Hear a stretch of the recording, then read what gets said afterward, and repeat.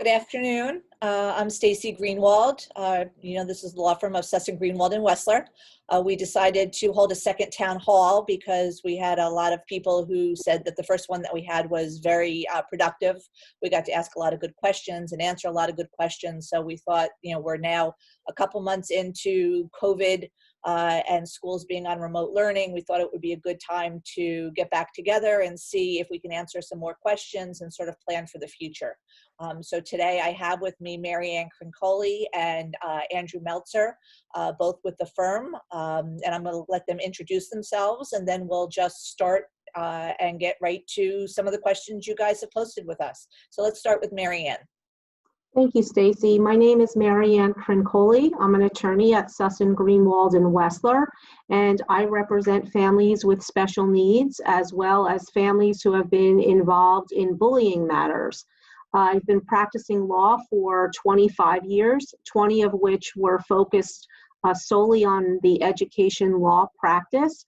And for the last 4 years, I've been representing families exclusively.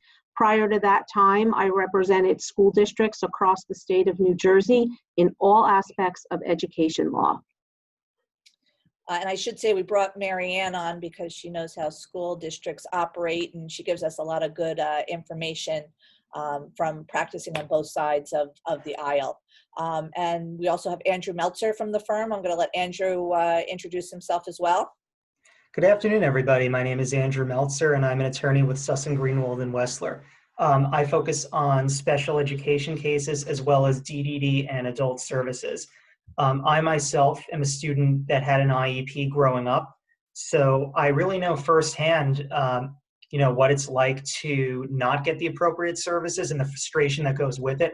But I also know how important and satisfying it is when you do get the appropriate services and you can really start developing your skills and unlocking your ability. And this is why I'm in this area of law, because it's personal to me and I know it can really make a difference.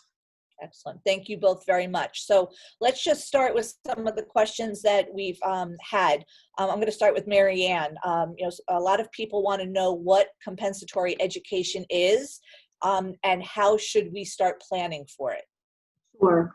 So compensatory education is actually an equitable remedy. It is not mentioned in the federal IDEA law, which governs special education, or in our state law.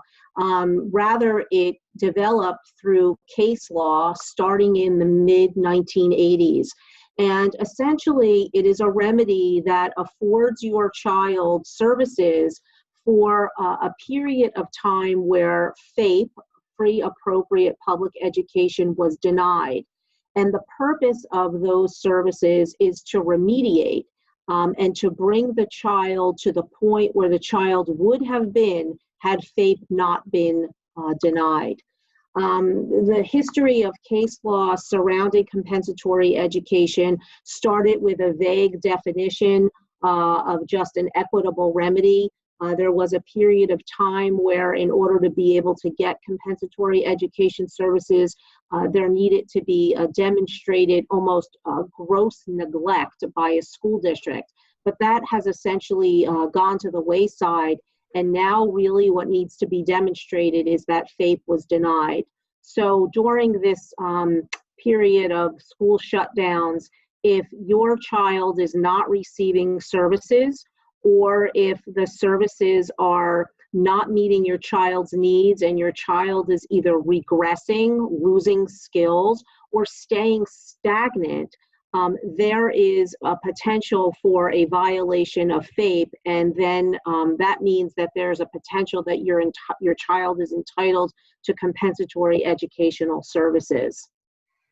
How do you think parents should start to keep track of, or what should they be doing to help solidify showing that their child may not be receiving appropriate services? And is this just limited to children with disabilities? I mean, there are lots of kids out there who right now may not be benefiting from their educational program. So what should parents be doing in general?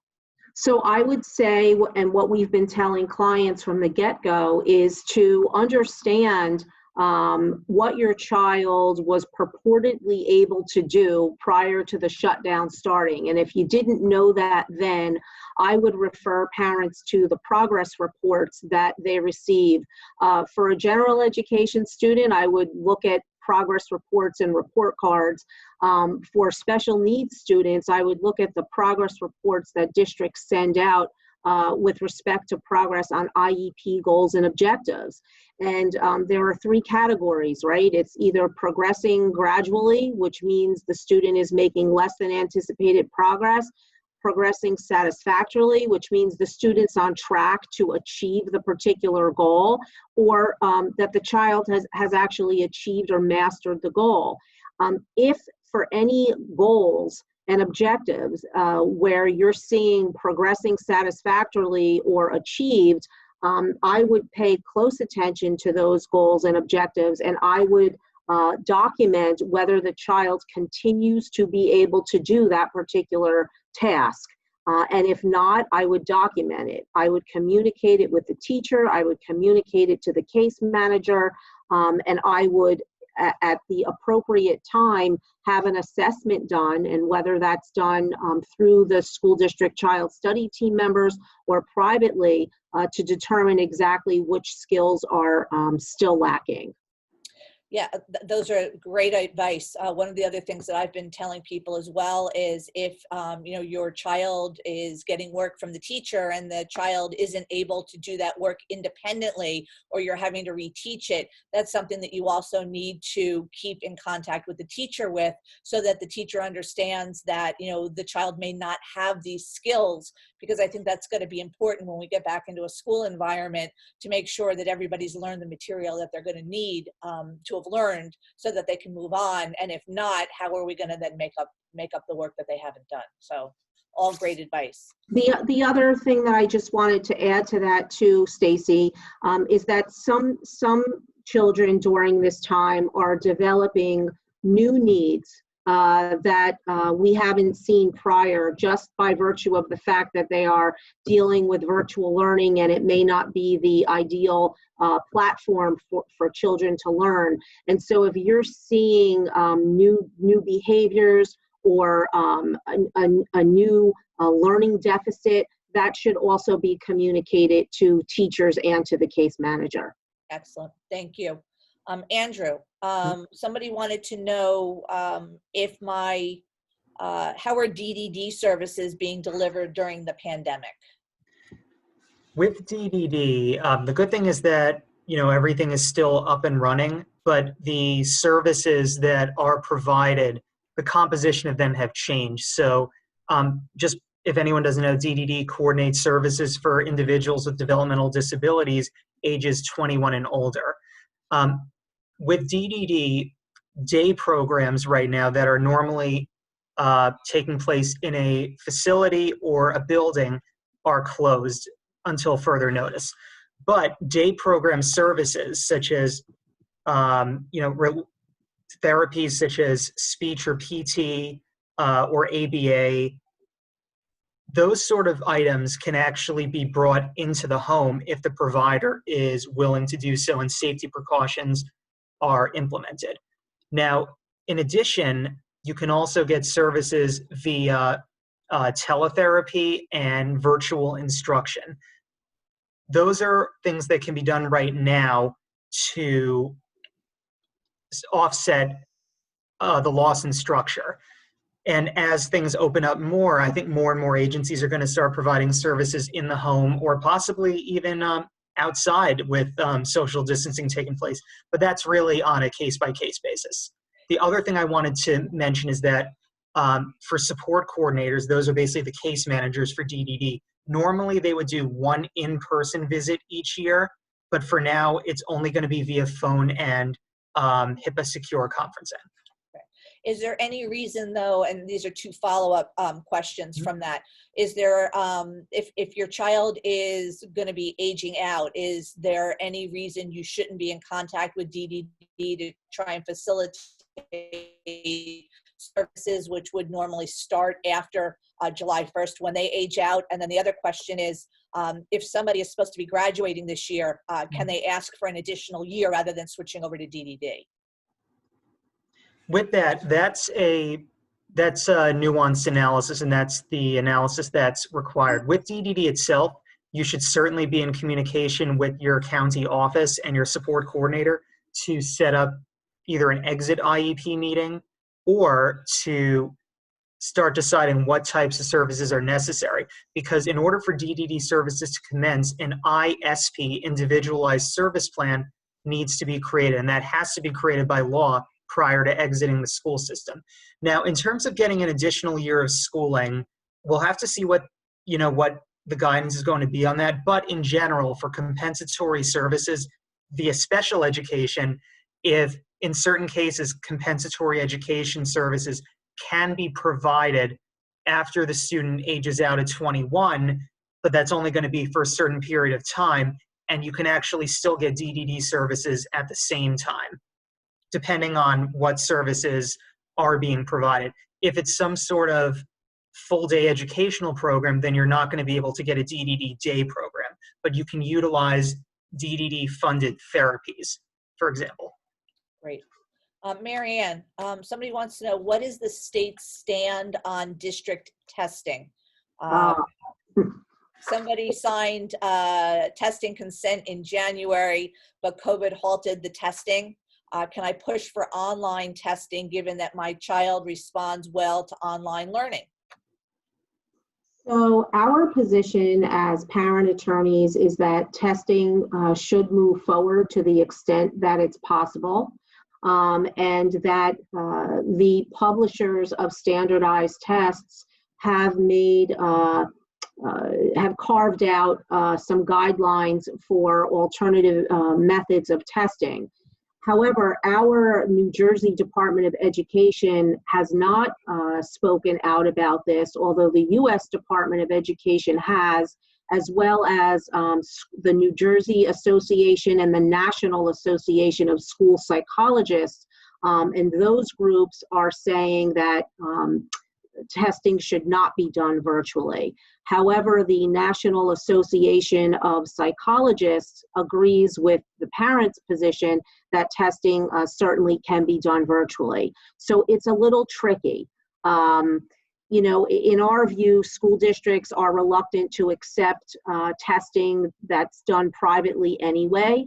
And so, you know, we may have to deal with that challenge if parents do move forward with private testing. But school districts are not obligated, as far as we know, to move forward with testing until school resumes. Okay, great. Yeah, there is this discrepancy between what the School Psychologists Association and the National Association of Psychologists is saying. But isn't it true that there are, you know, some evaluations that can be done, or, you know, that we can at least start so that we've got less to do when school hopefully resumes in the fall? Absolutely. I mean, I have some cases now where evaluation plans are in place that call for some functional evaluations, which can certainly be done virtually, for psychiatric evaluations that can be done virtually, and even some components of speech and language and psychological testing that do not need the face-to-face for the testing to be conducted successfully. And what happens in a situation where we have a child who is, you know, going from preschool to kindergarten and has to be reevaluated in order to receive services in kindergarten, or a child who's never been evaluated before?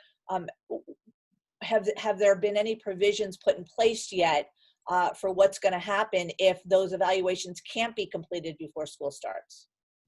I haven't seen anything other than that they have to take the data that they do have to make a determination. And so I think it's really important that if parents are receiving any sort of evaluations independently, that they share those reports with their child study teams. And, we've had a couple situations where, parents have been waiting, but at some point, if the district is not finishing up those evaluations, we're going to have to deal with what we have. And I think at that point, filing for mediation to sort of move forward and to, get at least some sort of temporary plan in place, because if the child needs services, going into school with no services isn't going to be good. Better to have, even limited evaluation done in order to formulate a plan, which could then be revised later. Isn't that correct? That's true, and I think that we would have, in those circumstances, Stacy, we would have a strong case for emergent type of relief if no program is developed for these kids. And we can also ask child study teams to expedite the evaluations if they have not yet begun. Great, thank you. Andrew, somebody has a question about guardianship. They wanted to know whether we have to wait to file for guardianship or guardianships moving forward. Absolutely, they are. And this is an important time as any if you're considering getting guardianship. Because what happens is when an individual turns 18, whether or not they have a disability, they're vested with their full adult rights. Guardianship allows parents or whoever becomes the guardian to make medical and legal decisions on that person's behalf, which is important if they are unable to make those decisions for themselves. So, for example, one of the biggest barriers is if an individual with a disability over 18 goes to the hospital, unless they sign the HIPAA form, the hospital is not going to share any information. While there are circumstances where they can, most of the time hospitals take a firm line and don't share information. So if you have guardianship, that's not going to be an issue. You can have full collaboration with the doctors. And so it's very important that it takes place. Now, one of the aspects of guardianship is that you need two doctors, either two MDs or one MD and a state licensed psychologist, to visit the alleged incapacitated person to determine if guardianship is needed, as well as a visit by a court-appointed attorney for that individual. The court system has now issued guidance that you are allowed to conduct those meetings via video conferencing to avoid potential exposure. So yes, guardianship is definitely happening, and the court system is, for the most part, back online. So if you're considering getting guardianship, you absolutely can. Excellent. Marian, somebody typed in a question. They wanted to know, they have mediation coming up. Will it help to send the material to the mediator in advance to support their point? So mediators, much like settlement judges, only consider the petition that you filed for mediation and any answer that the school district will file. They do not consider or review any evidence. So you should be incorporating as much information into your petition as possible. If an answer has not yet been filed, you can certainly supplement what you have filed prior to the mediation date and call it supplemental materials.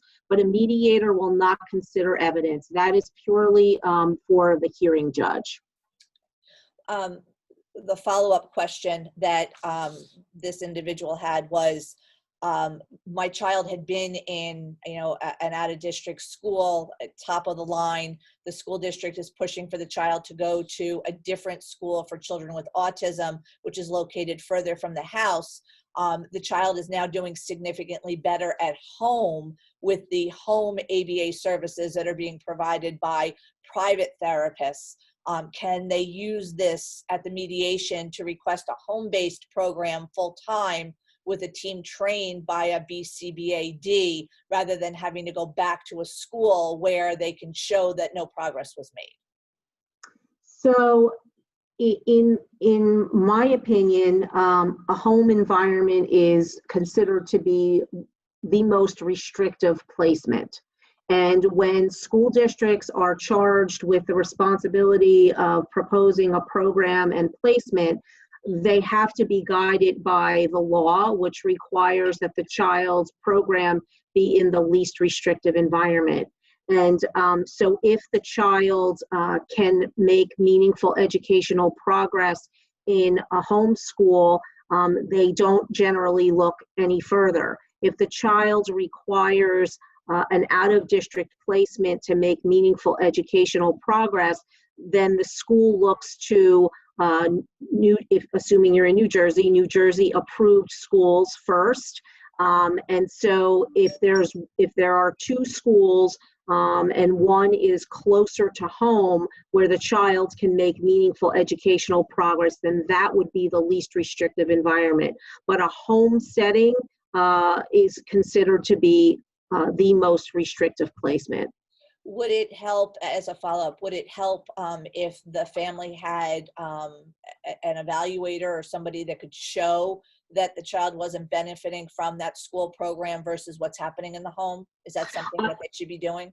I think that would absolutely be helpful in negotiating a resolution. I'm just not certain that a school district would agree to a home program. Andrew, somebody wanted to know, can we ask for after-school therapies later if we're not receiving them now? Yes, that would be a case-by-case basis. That would be considered compensatory education. So the way compensatory education works, the judge or a mediator settlement judge or the parties themselves have a wide latitude as to how those services are delivered. So if you're not receiving the appropriate number or duration of speech therapy, PT, OT, a private provider can be utilized and funded by the school district to provide those services. It can be done during the school day, it can be done after school, whatever is going to be the best way to get those services done. And is there something the parents should be doing to track what services the student's getting or not getting? Yes, they should keep a tally of what the IEP calls for and what they're currently receiving under remote instruction. So for example, if they're used to a 40-minute speech session and they're only getting 15 minutes, that's not the same. If it was, 30 to 35 minutes, that's relatively similar. If they're only getting 2 sessions of OT a week when they normally get 3, then that would be something to keep a tally of as well. And when schools reopen, they're going to have to provide an individualized determination of what services the student is entitled to. So it's very important to keep track of that. Marianne, somebody wanted to know if a child was not slated for an extended school year but has regressed due to the pandemic and might now benefit from extended school year, what should a parent be doing? Parents should be documenting the regression or the stagnation. They should request an IEP meeting. They should share the information about what the child is not able to do, and they should ask for an extended school year to be added to the IEP. If a school district is not, because it looks as if, and the Department of Education hasn't come down with a final ruling yet, but it certainly looks like extended school years are going to be virtual. So we're going to be sort of in the same place we are now. If a school district does not agree to an extended school year, what should a parent do? So like any time a school district proposes a change in supports and services, if you disagree with the determination, you always have legal recourse to file for mediation and due process. You can also then ask for compensatory services once school does resume. So you have a couple of choices in that regard. Do you have to file now, though? I mean, if a parent just lets the school district know that they want this and the district says no, can you wait until we're back more in a more normalized environment before taking any steps? I would say as long as you don't receive a revised IEP, yes. Okay. Great. Sometimes what school districts will do is that they'll use that as an opportunity to make modifications if they know that the child is struggling. Andrew, somebody wanted to know, given that therapies such as speech and OT that we have missed, is a more favorable environment to have districts help fund day camps that provide these services? Do we have any suggestions with regard to what we might do in that regard? It's going to depend on what the child needs. If it's simply about a few services that were missed, then it's probably going to be more likely that they'll agree to fund certain services such as sessions or provided by their own staff. In a case where hypothetically a child was regressing considerably and they've also missed a lot of services and really need an immersive program in the summer that would happen live versus remote instruction, then I think a stronger case can be made for that. Because if the program being offered is only virtual, while there is a program that has safety and is being offered live, then the student would get more benefit from that live instruction. It's a case-by-case analysis, but there are circumstances where that could be explored. Yeah, and I think that, you know, we're seeing, and I know, you know, we've spoken to some clients, and it's going to depend on the district, because there's no guidance coming down from the Department of Education at this point. So it's really being left to each individual district as to what they're willing to do or not do. But we have had a number of parents who've called and said, listen, you know, we're getting back into some semblance of normal, and I have a service provider who's willing to provide the services in person, or I have a program that's going to be in session this summer, and I'd prefer to have my child attend something like that rather than the virtual that the school district is going to provide. You know, there's nothing in the law that mandates that a school district agree to that.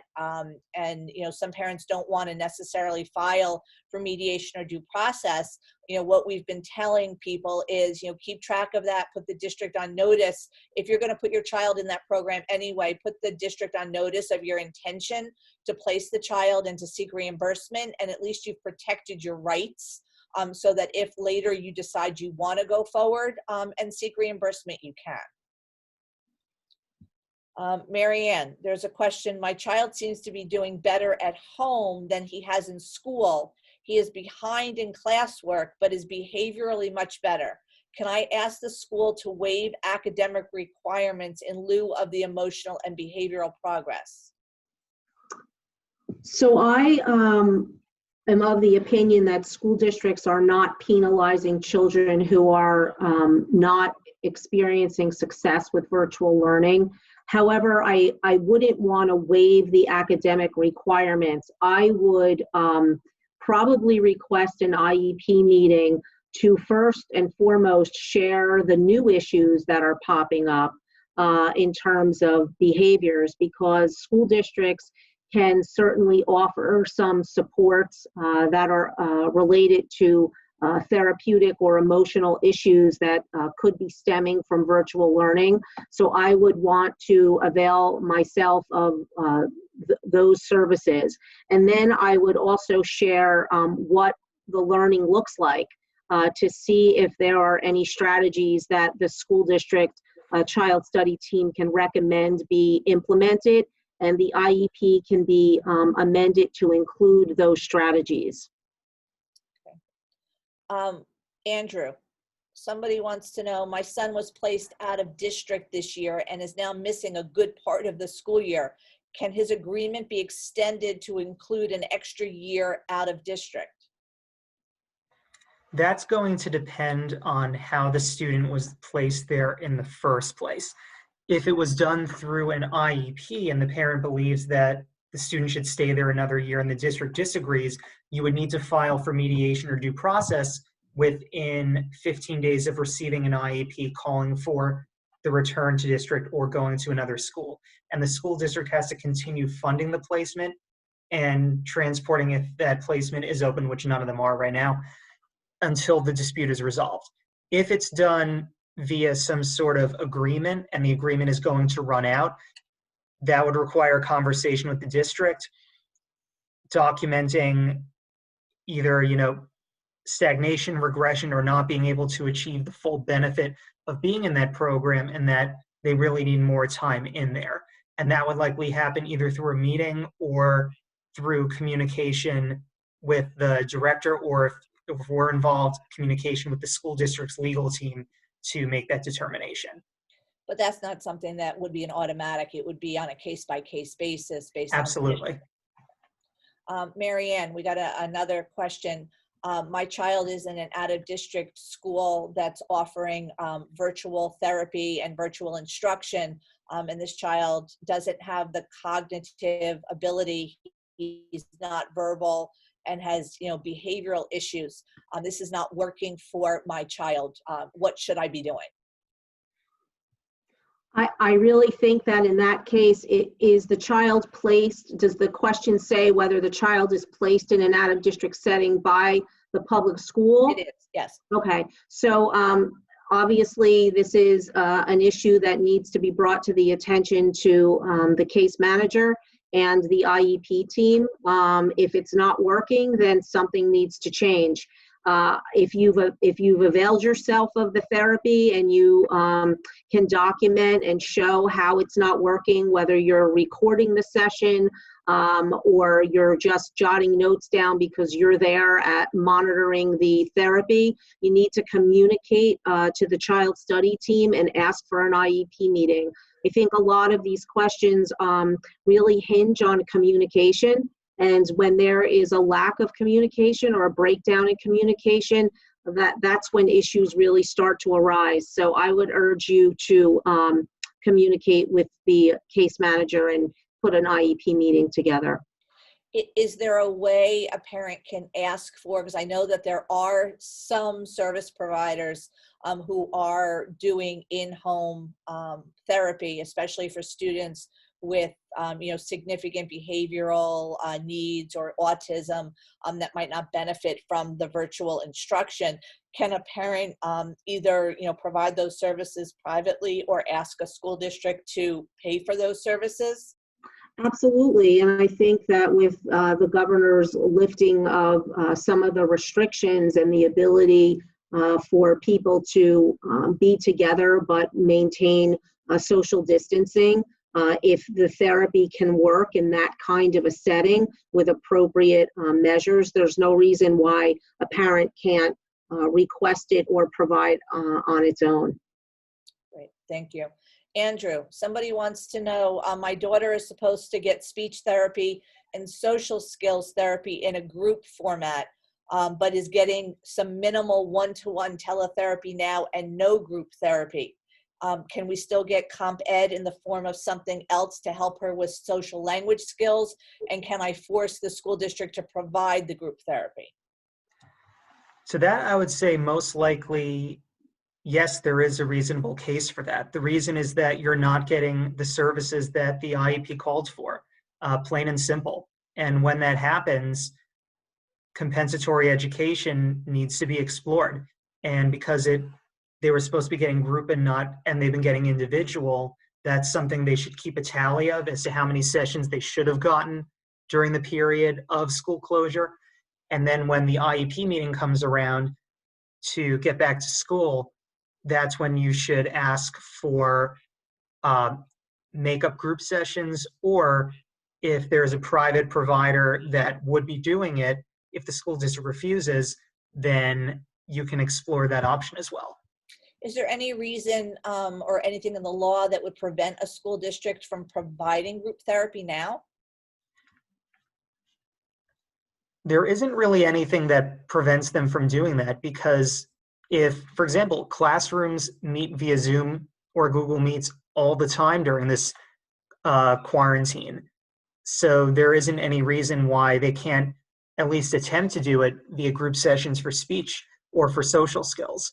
It's really the same format, and it would be better than not receiving it at all. And Stacy, if you're thinking while you're asking that question about privacy concerns, all of these platforms take those precautions, and the students who would be involved in the group sessions are the same students who would be live in a group session. So I think that absolutely I agree with Andrew there. Great, thank you. So somebody wants to know, my daughter has an individual health plan for asthma and has always had severe reactions to lung infections. If school resumes in the fall, can we ask for home instruction to keep her out of school because we don't feel she'll be safe? So I'll take that one, and I think the answer is absolutely yes. If you have a medical doctor who says that that's what needs to be, and that doctor is willing to memorialize that in writing, you certainly could make that request, and it should be granted. Normally, when requests like that are made, a school district physician will want to verify the medical necessity of the request, and they will reach out to the physician, and I wouldn't see that really being a problem. Great. Andrew, somebody wants to know, if my district agrees to an independent evaluation, do I have to share the results with the child study team, and does HIPAA apply? With that, when a school district is commissioning an independent evaluation, the evaluator would tell the family upfront that they do need to share it with the district.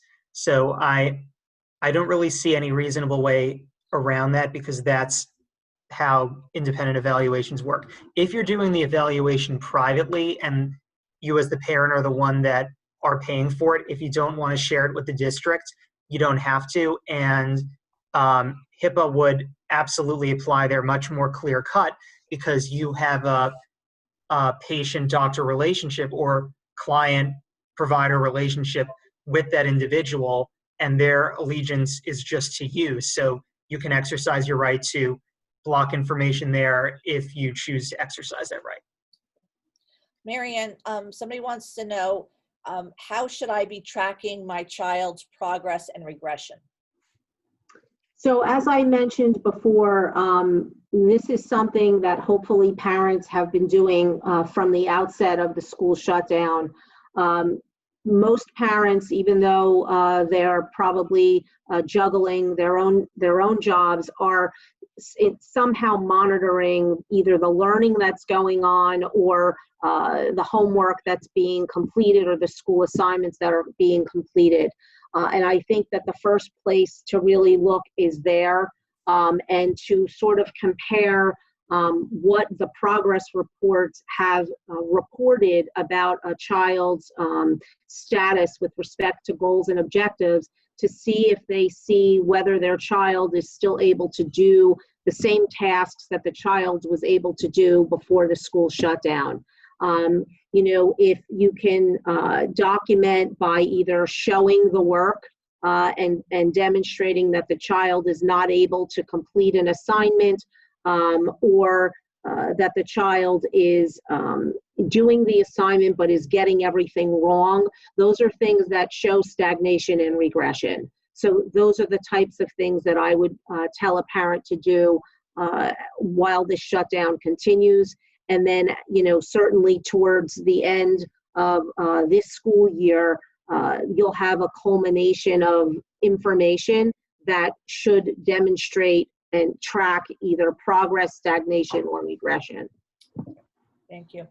Andrew, we got a question about an adult student. They want to know what to do if the adult is in the hospital, but the hospital won't allow the parent to visit with the adult son because of COVID restrictions. It's a good question, and up until about a month ago, we didn't know the answer, but now we know that the Department of Health has issued specific guidance. It can be found online. When an individual with developmental or intellectual disability is in an acute hospital setting, meaning like an emergency room or intensive care, something like that, they can have a designated support person to help advocate for them and have the ability to visit if the hospital can provide them PPE, personal protection equipment. And actually that individual can, in some cases, stay with their child at the hospital. But if the hospital refuses because of a lack of PPE, the designated support person does have the ability to be involved through video conferencing.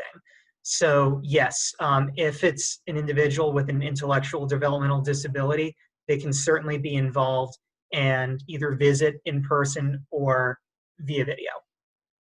Got it. Somebody had a follow-up question to what Mary Ann was just talking about. This individual has, their child has immune issues and has difficulty with travel. The child has sensory issues and motion sickness, and the child is slated to go to a school in the town significantly further away than their home school, and the parent wants to know, can a request be made for a transfer for health reasons to the school in walking distance, because the student can't take the train anymore because of COVID, and the parent doesn't feel comfortable with a bus being provided by the school district. So absolutely, if this can be medically documented by a treating provider, this goes to the issue of FAPE. And if it's not an appropriate setting because of health reasons, and you can document it, then you absolutely can ask for it. And I would argue that you have a right to it. Great. Other questions? Somebody wanted to know,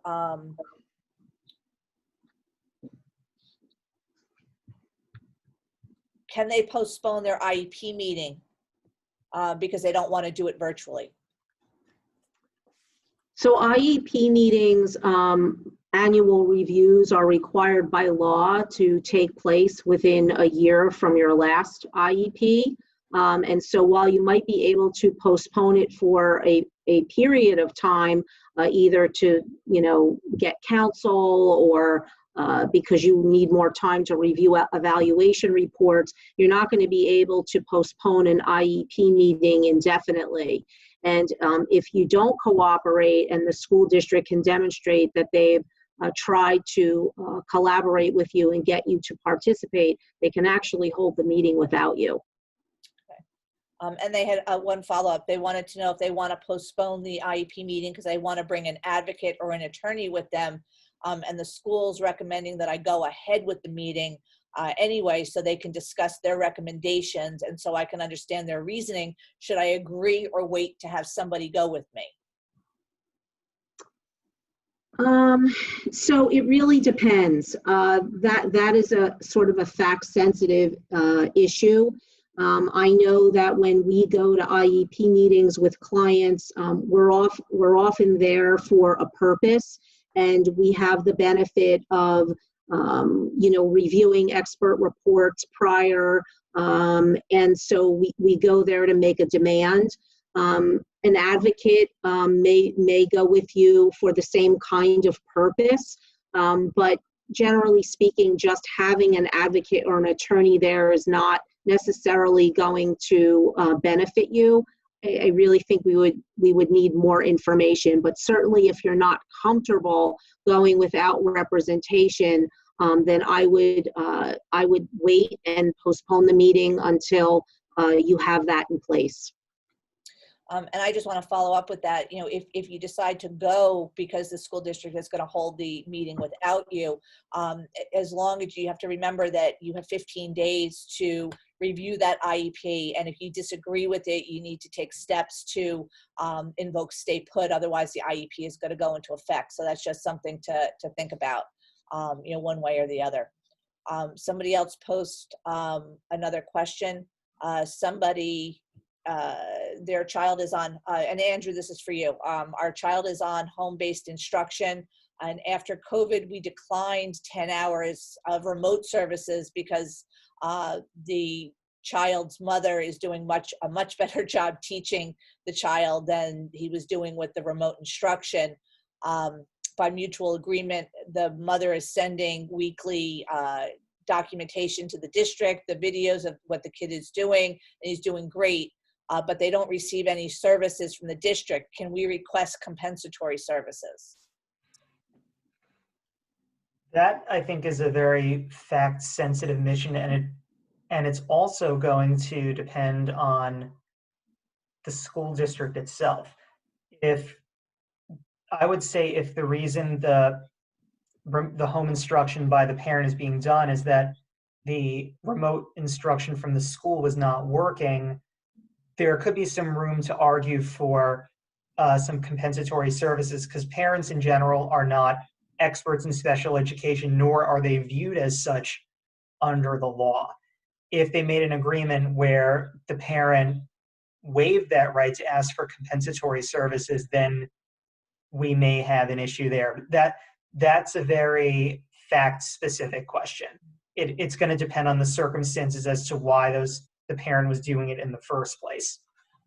Got it. Another question that came in, parent one has indicated that they're waiting for an update from their daughter's special out-of-district special education school as to what extended school year is going to look like this summer. Do we have any update on what it will look like in New Jersey this summer? And can we assume that at a minimum, there will continue to be online distance learning instruction? So I personally know that some districts are doing distance learning for extended school year. The New Jersey Department of Education hasn't come out with any guidance with respect to extended school year. However, with the restrictions being limited by the governor, it is possible that school districts could do live extended school year if the restrictions that the governor has in place are still in place. But I'm hoping that within the coming weeks, we're going to hear more from the governor about school closures. Right now, as it stands, schools are closed through the end of the school year, and only just this week did the governor talk about allowing graduation ceremonies. So maybe we'll get some more guidance as the weeks progress. Okay, but at a minimum, remote learning is going to have to continue. I mean, that's clear. If a child has an extended school year, they're going to have to provide it in some fashion. Absolutely. And in addition to that, what we're going to see more of, I think, are the students that are more medically fragile or have autoimmune issues. They're probably going to need remote instruction, definitely for ESY, but potentially even during the fall. So I would say, defer to your doctors. If your doctors think it's safe for your child to go to school, you can listen to that. But if your doctors have real concerns, then, as Marian said before, you need to memorialize that in writing. But for that specific population, I think there's a likelihood that remote instruction could continue for longer. Somebody also wanted to know, Marianne, we consistently talk about, regression in terms of compensatory education, but, as of if students are not going to be returning to school for the balance of this school year, they've basically missed, about 20% of the school year. If children with IEPs make no progress, aren't they falling behind by just standing still? And can these children be entitled to compensatory education because they haven't progressed, even though they haven't regressed? So the law says that a child is entitled to, a child with special needs who's eligible for special education is entitled to a free, appropriate public education in the least restrictive environment. And that means being educated in an environment where they're going to make meaningful progress, not stagnate or regress. So if a child is stagnating and not making progress, that is a violation of FAPE. And so arguably, yes, if there's a denial of FAPE, the child would be entitled to compensatory educational services. Andrew, somebody wants to know, how do I start planning for next year's program when we don't know whether we're going to be back in school or what's going to be happening? I would say the best thing to do, and it's something we like to say here, is it's called a decision tree, meaning you need to come up with a couple different scenarios. If the district is going to be remote instruction, then you have to think about what other services are needed to augment that. But then if it's going to be in person, then there has to be another plan as well. It's all, you have to prepare for multiple possibilities. Somebody turned their mute off. If you could mute your microphone, because somebody's talking in the background and it's difficult to hear. Thank you. Mary Ann, somebody wants to know if a child is benefiting more from having something audio taped or doing it as a video where they can, go back and review it because they have special needs like auditory processing. Is that something that you can ask a school district to do rather than having the student engage in the live instruction with the teacher? Absolutely. I mean, we see that modification all the time in IEPs for students, and we also see it in 504 plans. So there's no reason why a parent can't ask for that. Okay, great. Other question, if a student is receiving multisensory reading instruction individual, can a school district be required to continue that during COVID instruction? Andrew? If it's in the IEP, then they need to continue providing it as appropriately as they can. I would say, it is multisensory, so not every sense, in the sense of the word, pun intended, can be completed in a virtual session, but again, there is no reason why they can't at least, try to work on it, send the student the materials, and work through it. And I mean, it once again, the district is going to have to provide more compensatory education if they did not provide it at all than if they were able to provide it at least partly. Okay. And what happens if the school district is refusing to provide the instruction? If it's something that can be provided and it's in the IEP and there are ways to do it, then I would recommend filing for mediation or due process to bring them to the table and work out a plan to address it, because they have to provide a free, appropriate public education, and both the State Department of Education and the Federal Department of Education have been very, very clear that just because we're on remote instruction and schools are closed does not absolve school districts of that responsibility. If a parent doesn't want to file for mediation or due process now, can they just keep track of the services that are not being provided and ask for those services to be made up later? They can certainly also do that route as well.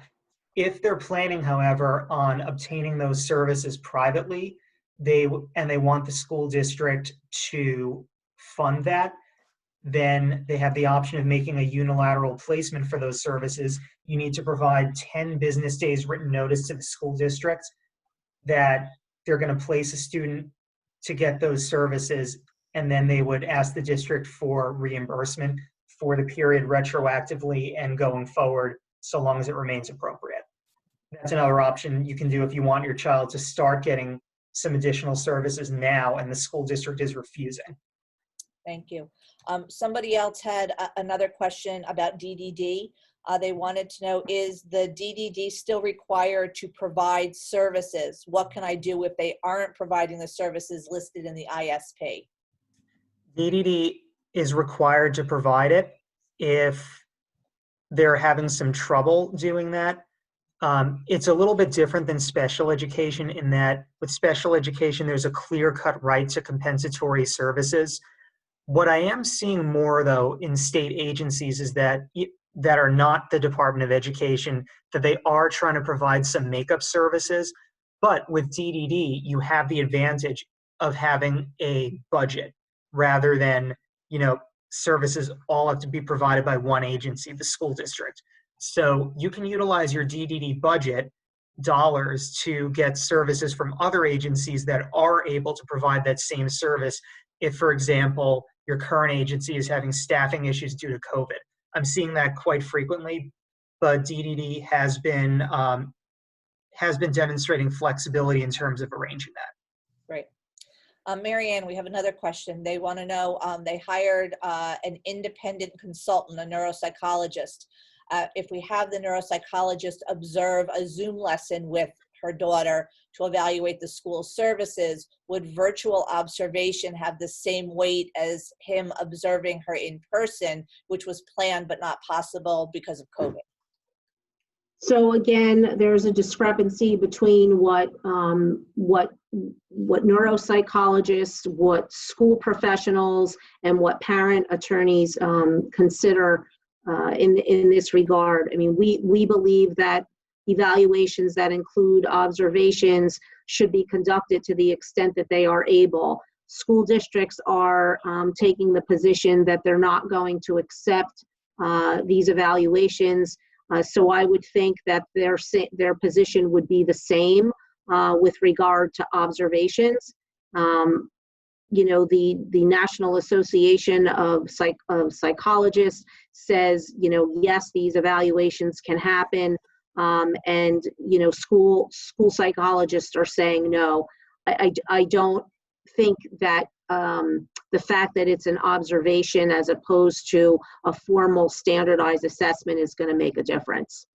Yeah, and I think that, you know, what we've been telling people is we would have the evaluations completed with that observation done so that the neuropsychologist can see the child in a learning environment, and we can put something in the report that specifically says, because of COVID, we weren't able to do a school observation, but we wanted the results to be, you know, or the evaluation to be completed as soon as possible. Once school is in session, we are going to do you know, a live observation in the school building, but based on the information we have now, these are the recommendations based on the testing and everything that's been done, assuming that the testing's already been done. I mean, if the testing isn't going to be done until we're back, you know, in live, then certainly, you know, having that observation done can wait. But it would seem to me that probably over the summer, we might be able to get back into some semblance of live evaluations, because we're talking about one-on-one. You know, we can make arrangements by putting up a partition, you know, a plexiglass partition or whatever it's going to be, so that the testing can be done over the summer. I think it's probably important at least to observe some sort of, you know, learning environment and then supplement that later on. I'm told we're down to about, you know, 3 minutes left, so we're going to try and answer as many questions as we can in the next 3 minutes, but you know, if we need to do this again, we will. Marianne, somebody had a question about what's happening with individuals that are filing for mediation or due process. Are those mediation conferences and hearings taking place? Yes, they are. I've actually participated in several mediations, and they can either be done telephonically or virtually by Skype or Zoom platforms. You know, the mediators get pretty creative, and what they're doing is they're meeting with everybody, if it's virtual, at the same time, and then they're having one party and their counsel step off of the call or the video, and they caucus individually, and then the other party gets off, and then the party that was off initially comes back on. And it's been working pretty seamlessly. Settlement conferences, which is the next step following an unsuccessful mediation, are also being done in multiple formats, either virtually or telephonically. And hearings, as far as we know, through December, are most likely going to be taking place virtually. And in fact, I have a hearing coming up starting on June 12th. And we're going to be doing everything virtually. I think it's going to be a little bit more difficult, but we're going to get it done. We have time for one more question, and then we're gonna call it for today. And Marianne, since you're on my screen, legally, what will happen with the time frame with regard to when an evaluation needs to be done if a school district can't complete it because of COVID? Again, I think that they have to take the data that they have, take the information that they have up to this point, and put some plan together, because some services are better than none. And then as school does resume or restrictions are lifted to the point that evaluations can take place, and as you were saying before, Stacy, with the neuropsychological evaluations, I know some of our experts are already getting their offices prepared for evaluations, and there's no reason why school districts won't be able to do the same thing. So I'm not sure that timelines are going to be extended beyond that, but certainly that should not hold up programming. Great. I'd love to say we have more time, but we're up for today. So any questions we didn't get to, we will certainly try and reach out to you privately, or we'll do this again. I know in the next couple of weeks, we hope to have a lot more information from the governor and the Department of Education with regard to what the plan is going forward. I know school districts are busy trying to, figure out, if we're going to be back in September, what that's going to look like, because that's going to have its own set of challenges. And of course, if we're not back in September, what that's going to look like, we're going to need to make sure that our virtual instruction is being provided seamlessly. But these are difficult times. We're all working together, and I want to thank you for joining us today on our town hall. Take care. Thank you. Thank you.